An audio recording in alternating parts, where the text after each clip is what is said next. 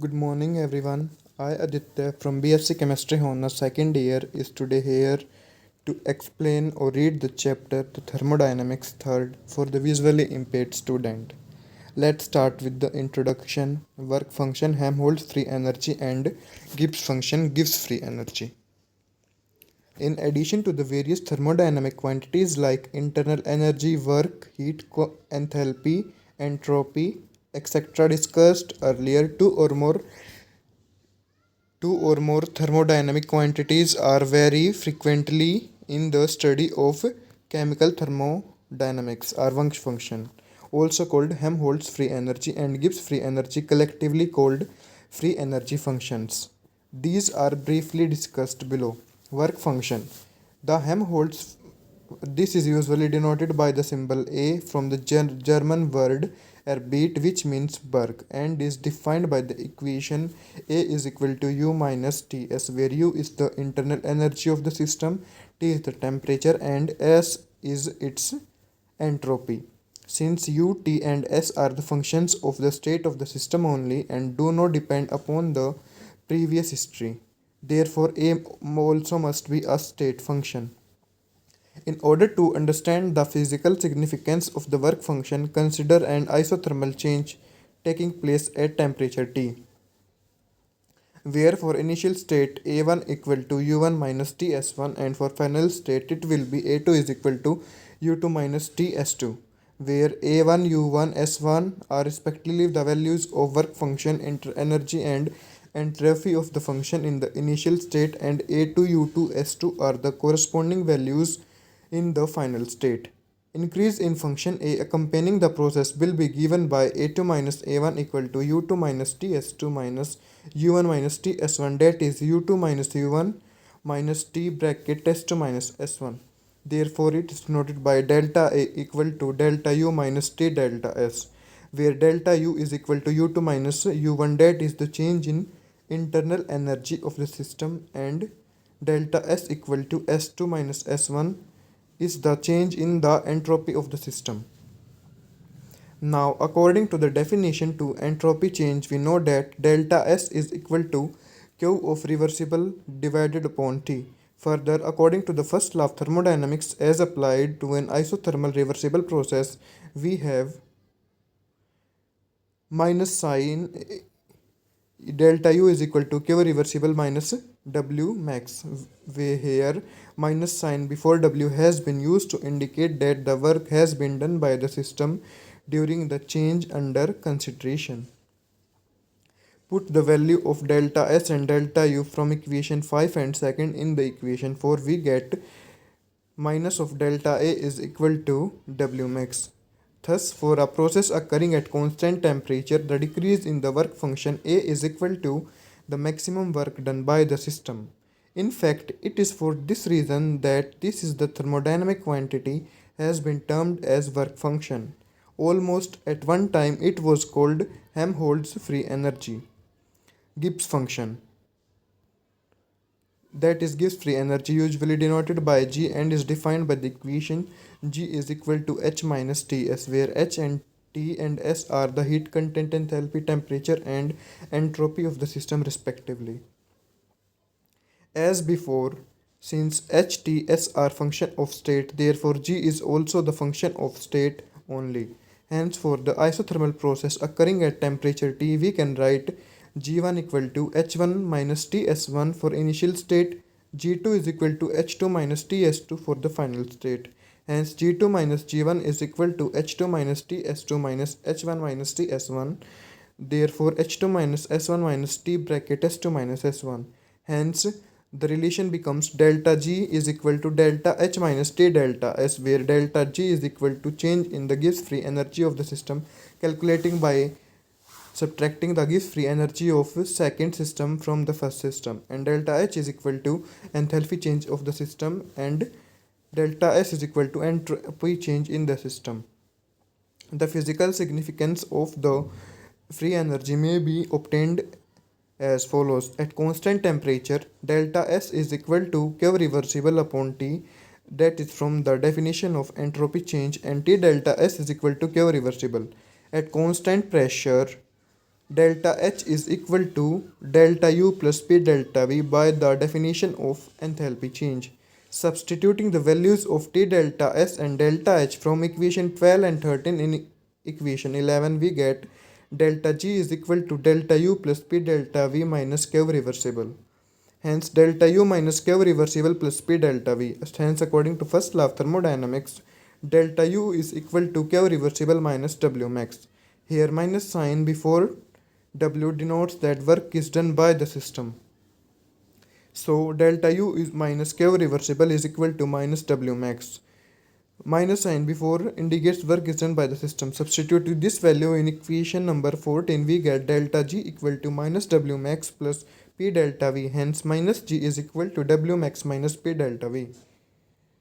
But P delta V is the work of the expansion done by the system corresponding to the increase in volume delta V. Hence W max minus P delta V stands for the maximum work other than the work of expansion. This is called the maximum net work available from the process. Hence, we can conclude that for a process occurring at constant temperature and constant pressure, the decrease in Gibbs free energy is equal to the maximum net work obtainable from the process, that is the total work minus the pressure volume work for the work of expansion. It is because the change in G is measure of the useful work done that G has been called as free energy. It may be further mentioned here that it is customary to refer to Gibbs free energy simply as Gibbs free energy. The designation Gibbs or Helmholtz is added only when necessary for clarity. Variation of Helmholtz function, work function with the temperature and volume. The work function is given by A is equal to U minus T S. Complete differentiation of this equation will give dA equal to du minus T ds minus S dt. But by the definition of entropy change, we know that ds is equal to delta Q reversible upon T. Further, from first law of thermodynamics, we have delta Q reversible equal to du minus delta W. And if work is restricted to the work of expansion only, then delta W equal to minus P dV. Hence, putting this value in the equation third, we get ds is equal to du plus P dV upon T. Tds is equal to du plus P dV. Putting this value in equation second, we obtain dA is equal to du minus P dV minus S dt. Hence dA equal to minus P dV minus S dt. If temperature is kept constant, that is dt equal to 0, the equation 8 take the form dA at constant temperature is equal to P minus P dV at constant temperature. Hence dA upon dV at constant temperature is equal to minus P, and if volume is kept constant so that change in volume, that is dV, then equation 8 will become dA at constant volume is equal to minus S dt at constant volume. Hence the equation takes the form dA upon dt upon constant volume is equal to minus S, that is entropy of the system. Equation 9 and 10 give the variation of work function with the temperature and volume. The change in work function for a complete process under the isothermal conditions may be calculated as follows. For an infinitesimal change under the isothermal conditions, equation 9 may be written as dA at constant temperature is equal to minus P dV. For a complete process under the isothermal conditions, when the volume changes from V1 to V2, we will have delta A at constant temperature is equal to P dV under the limits V1 to V2 with the minus sign. Putting Vv is equal to nRT, that is P is equal to nRT upon V. For n mole of ideal gas, we get delta A at constant temperature is equal to nRT V upon dV.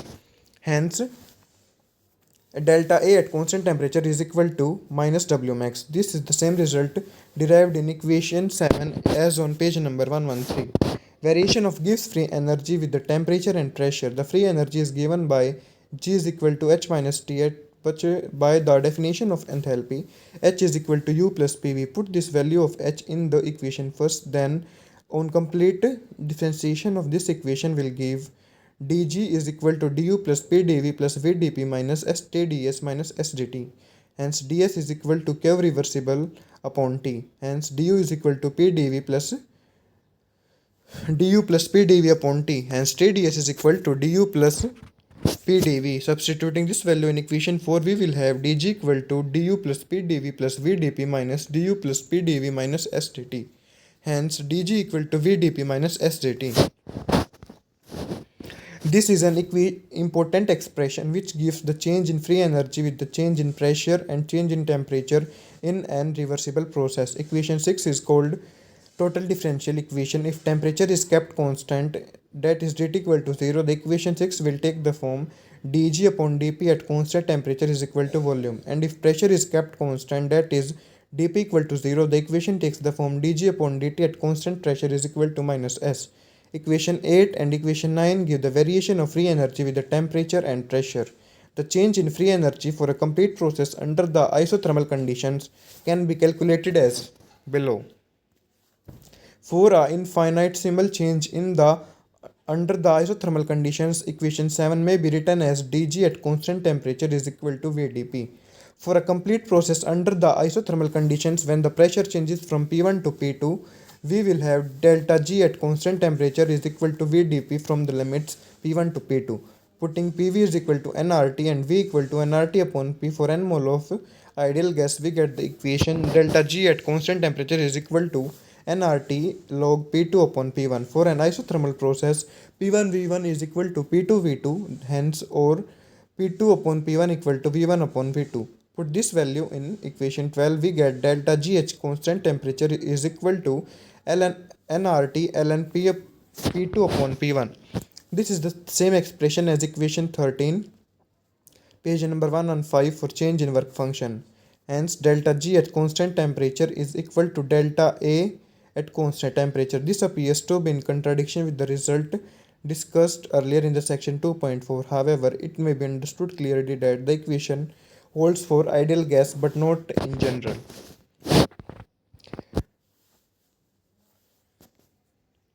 Criteria for feasibility spontaneity of a process. As discussed earlier in section 2.6 and 2.7, the net entropy change for the combined system and the surroundings can be taken as a criterion for the feasibility or spontaneity of a process. The results arrived at were if the delta S of system plus delta S of surroundings is greater than 0, the process is reversible and that is it is spontaneous or feasible. And if delta S of the system plus delta S of the surroundings equal to 0, the process is reversible, that is the system is in equilibrium. The above two results may be combined and put in the form delta S plus delta surrounding is greater than equal to 0, where the sign greater than refers to an irreversible process and the sign equal to refers for a reversible process, that is the state for equilibrium. The above criterion, however, requires knowledge of both system and surroundings, which is not convenient. Hence, a number of other criteria which require the knowledge of the change in some thermodynamic quantity of the system are preferred. These may be derived as below. For an infinitesimal process, the above criterion may be written as ds of system plus ds of surroundings is greater than 0. The sign stands for irreversible and equal to stands for reversible. If the surroundings laws hit delta Q reversibly and isothermally at temperature T, which may be absorbed by the system reversibly or irreversibly, then ds of surroundings is equal to minus delta Q reversible upon T. Further, according to first law of thermodynamics, the delta Q of reversible is equal to delta U plus PdV. Substitute this value in equation 3rd, we get ds of surroundings minus du plus PdV upon T. Now substitute this value in equation 2nd, we get del ds of the system is equal to minus du plus PdV upon T is greater than equal to 0. Hence TdS minus du minus PdV is greater than equal to 0, hence TdS greater than equal to du plus PdV, where ds stands for the entropy change of the system and the subscript system has been omitted. Equation 6 is the basic equation which leads to a number of criterion for predicting the feasibility of a process. In this equation, the sign equal to stands for reversible and greater than stands for irreversible process. In terms of entropy change of the system, if the internal energy and the volume of the system are kept constant, du is equal to 0 and dv equal to 0, the equation will take the form ds at constant u comma v is equal to greater than 0. In terms of internal energy change of the system, if the entropy and volume of the system are kept constant, that is ds and dv equal to 0, the equation 6 become du comma s comma v is less than equal to 0. The sign here less than is for greater than is for reversible process. Alternatively, this result may be derived as below. For a reversible process, delta is S is equal to summation of delta Q upon T, that is Q upon T only. Since an irreversible process is accompanied by the net of increase of entropy. For a irreversible process, delta S is greater than summation of delta Q upon T, that is delta S is greater than Q upon T. For infinitesimal process, we can write ds is equal to delta Q upon T for reversible process and ds is greater than delta Q upon T for a irreversible process. Combining these two results, we can write ds is greater than equal to delta Q upon T. Putting delta Q is equal to du plus pdv from first law of thermodynamics, we see that Tds is greater than equal to du plus pdv. In terms of enthalpy change of the system, by the definition of enthalpy H, we know that H is equal to U plus PV. Complete differentiation of this equation will give dH plus du plus pdv plus vdp. Du plus pdv is equal to dH minus vdp. Now put this value in equation 6, we get Tds greater than equal to dH minus vdp. If entropy and pressure of the system are kept constant, ds and dp equal to 0, so that 0 is greater than dh s at s constant, entropy and pressure is greater than 0. In terms of change in work function of the system, by definition, work function A is given by A minus Ts. A is equal to u minus Ts. Complete this equation differentiation, we will get Ta is equal to du minus Tds minus sdt and Tds is equal to du minus sdt minus dA. Now put this value in equation 6, we will get the final result sdt plus dA is less than equal to minus pdv. If temperature and volume of the system are kept constant, we have dt and dv equal to 0 and the equation will take the form dA at constant temperature and volume is less than or equal to 0. In terms of free energy of the system, the free energy is given by G is equal to H minus Ts and H is equal to U plus Vv, hence G is equal to U plus Pv minus Ts. Complete differentiation of this equation will give dg equal to du plus pdv plus vdp minus tds minus sdt and de plus pdv is equal to dg minus vdp plus tds plus sdt. Now put this value in equation 6, we will get tds is greater than dg minus vdp plus tds plus sdt. Hence dg minus vdp plus sdt is less than equal to 0 and dgp minus vdp plus sdt is less than equal to 0. If pressure and temperature of the system are kept constant, then dt and dp equal to 0, we can obtain dg at constant pressure and temperature is less than equal to 0. Whereas the sign equal to refers to the reversible process and the sign less than refers to irreversible process. The criterion in terms of free energy change is the most significant because most of the processes take place as constant temperature and pressure. This criteria implies that if del dg at constant pressure and temperature is less than 0, the process is irreversible, that it is feasible. And if delta G at constant pressure and temperature is greater than 0, the process does not occur, that is, it is not feasible. Limitations of criteria of the spontaneity. No doubt, the various criteria discussed above are helpful in predicting the spontaneity of a process, but they do not tell about the following: the extent to which the reaction takes place, the rate at which the reaction proceeds, the mechanism by which the reaction proceeds. Advantage of free energy criteria over entropy change.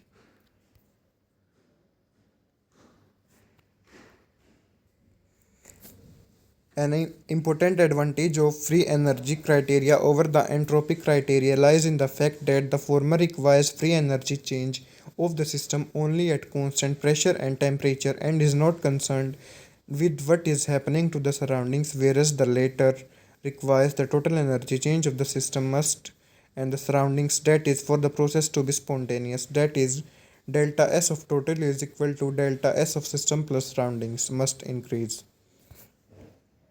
Gibbs-Helmholtz function. The Gibbs energy given by G is equal to H minus Ts has hence for an isothermal process we can write G1 is equal to H1 minus Ts1 and G2 is equal to H2 minus Ts2 for the initial and final state respectively. Now substitute equation second from the third, we will get delta G is equal to delta H minus T delta S, whereas the delta sign upon the following functions showing change in the free energy, enthalpy and entropy of the system respectively.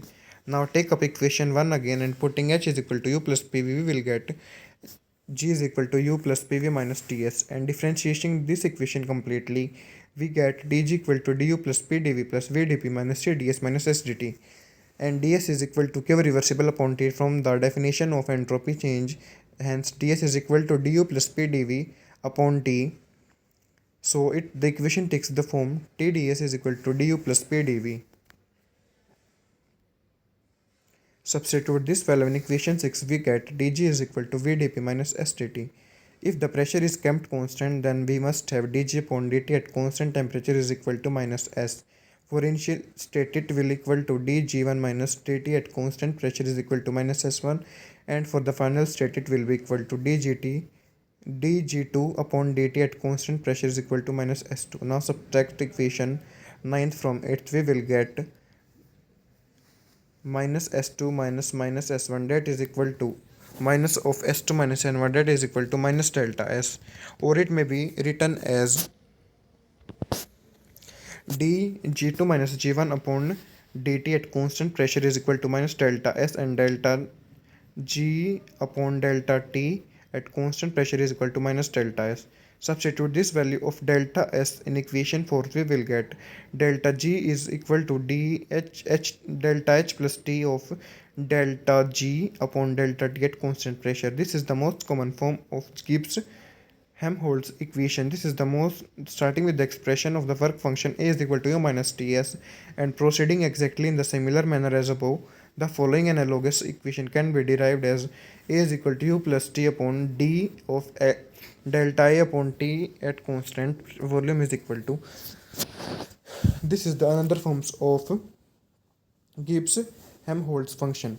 Further, sometimes Gibbs-Helmholtz function is put still in another form which is derived from the equation 11 as follows. Dividing equation 11 by t square, we get delta g upon t square is equal to delta h upon t square plus 1 upon t delta g upon delta t at constant pressure, and the equation will become delta g upon delta t at constant pressure is equal to minus of delta h upon t square. If may be noted that all forms of Gibbs-Helmholtz function involve quantities like delta g and delta h which are state function and do not depend upon the path followed. Hence Gibbs-Helmholtz function is a general equation applicable to the reversible as well as for reversible process. Application of the Gibbs-Helmholtz function. One of the applications of this equation is that knowing the free energy change at any two different temperatures and the enthalpy change accompanying the process can be calculated. However, the most important application of the equation is in the study of galvanic cell, which is briefly explained below. When a redox reaction takes place in a single beaker, heat is evolved. Earlier, it was believed that when the same reaction is allowed to take part in an electrochemical cell, the electrical energy produced was the equivalent to the heat evolved. However, later on it was found that in a number of cases the electrical energy produced is not equivalent to heat evolved.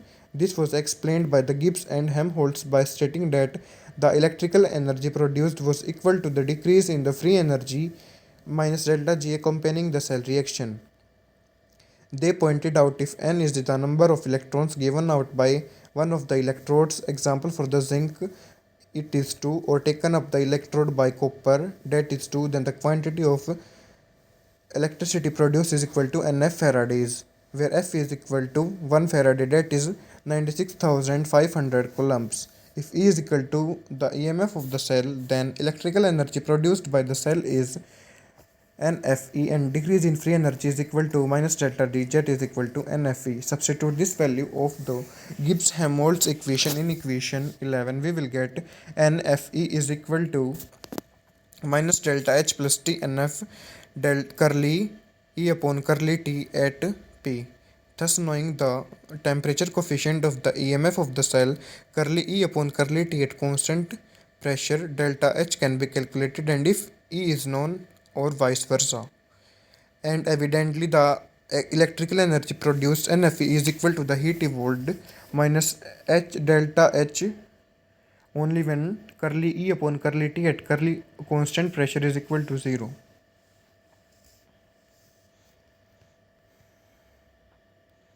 Nernst heat theorem.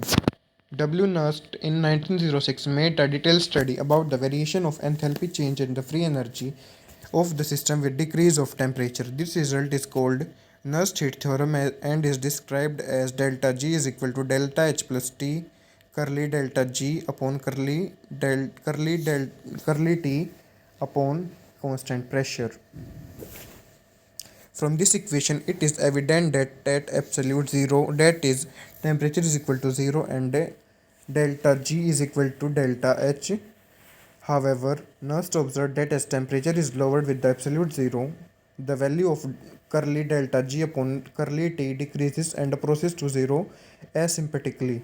This means that delta G and delta H are not equal at absolute zero, but the values approaches each other asymptotically in the vicinity of this temperature. This result is known as Nernst heat theorem. Mathematically, it may be expressed as limit t tends to 0 d curly delta T upon is equal to limit t tends to 0 d delta H upon delta T equal to 0. In figure 3.1, delta G has been shown greater as than delta H at temperature away from absolute zero.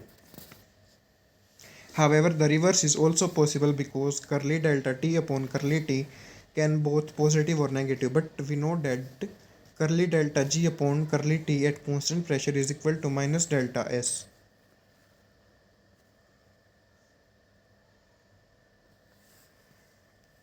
Hence, curly delta H upon curly T at constant pressure is equal to delta Cp.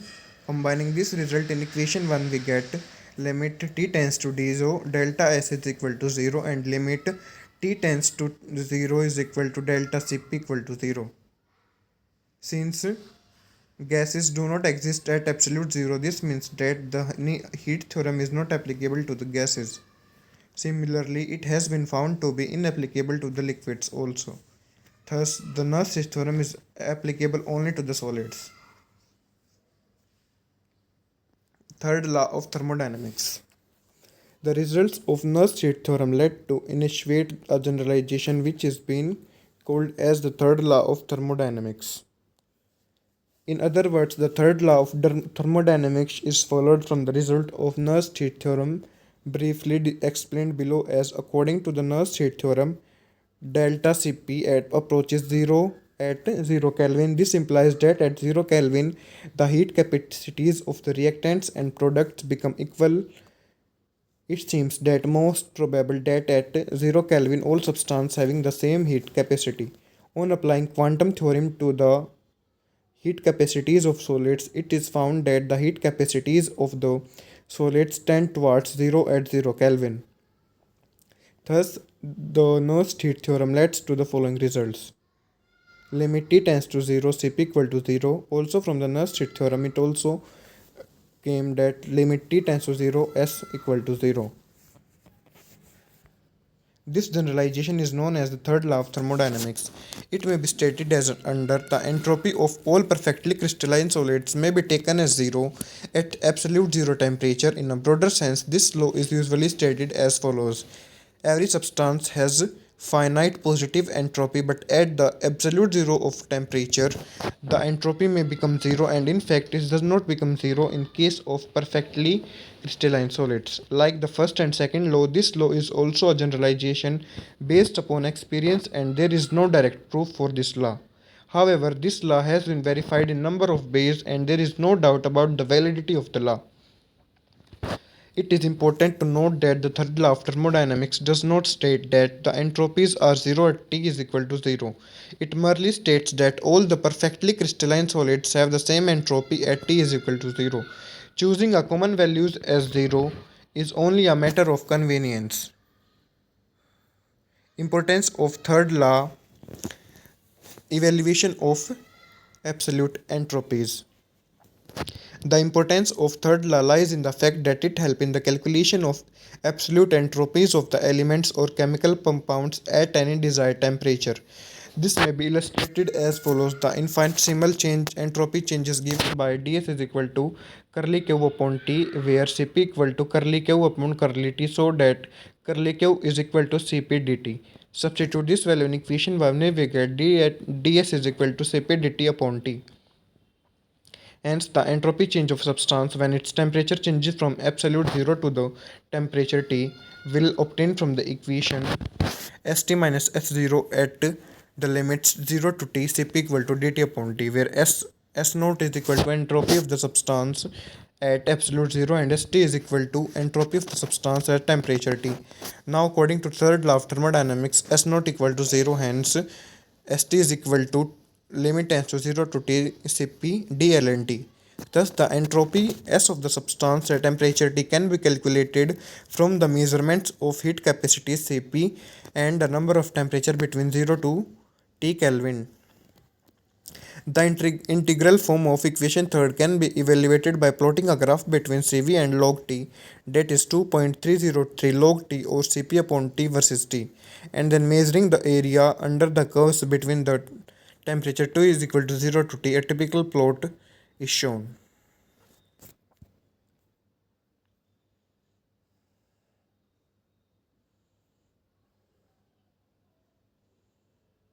For liquid and gaseous substance, the total absolute entropy of the substance at given temperature will be the sum of all the entropy changes which the substance has to undergo in order to reach that particular state, starting from crystalline solid at absolute zero.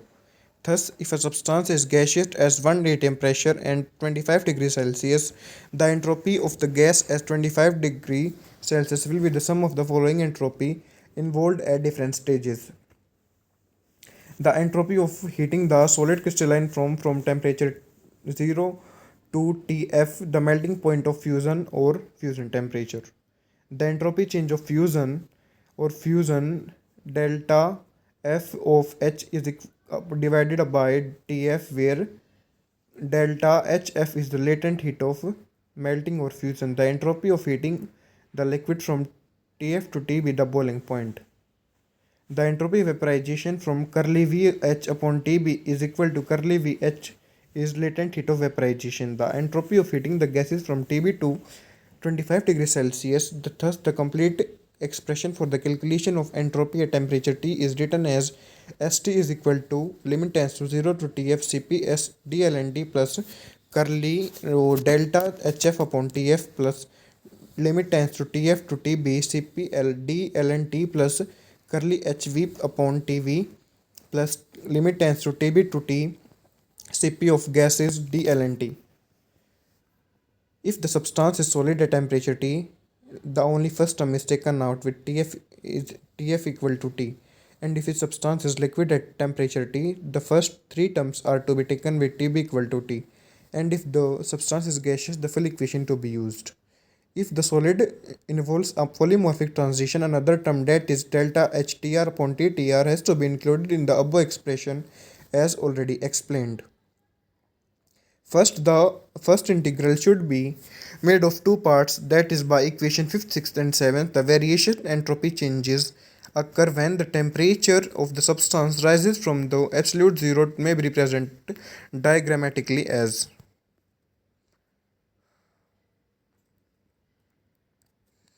test of third law of thermodynamics by calculation of equilibrium constant. The equilibrium constant is related to the standard free energy, that is delta G naught equal to minus RT ln K. By comparing with the entropies calculated from statistical mechanics, the absolute entropies calculated on the basis of the third law are found to be in the complete agreement with those calculated using the statistical mechanics. By proving that different allotropic forms of a substance have equal entropies at absolute zero, orthorhombic sulfur S alpha changes into the monoclinic sulfur at transition temperature of 369 Kelvin. The enthalpy of transition is delta H, which is found to be minus 402 per mole. Hence, molar entropy of transition will be given by delta S of transition is equal to S alpha minus S beta, that is found to be minus 1.09 per Kelvin per mole. Residual entropy. As explained below, entropy can be measured by applying the third law of thermodynamics. These can be calculated from the statistical mechanics or from the spectroscopic data. It is found that in most of the cases, the agreement between the third law of entropy and those calculated from the statistical mechanics is very fair. However, in some cases, the experimental values as found from third law is found to be less than the calculated values. For example, the standard entropy found from the third law and calculated from the statistical mechanics for CO and NO2 are given below. Origin of residual entropy. To understand the origin of residual entropy, let us consider a crystal made up of AB molecules where A and B are similar atoms, so that the molecule has very small electrical dipole moment. These molecules can adopt different orientations such as AB, AB, AB, AB or AB, BA, BA, BA, BA, B. These arrangements or many other random arrangements that our molecules can adopt have very little difference of energy. Thus, there is a residual disorder and hence there is residual entropy at 0 Kelvin. Calculation of residual property.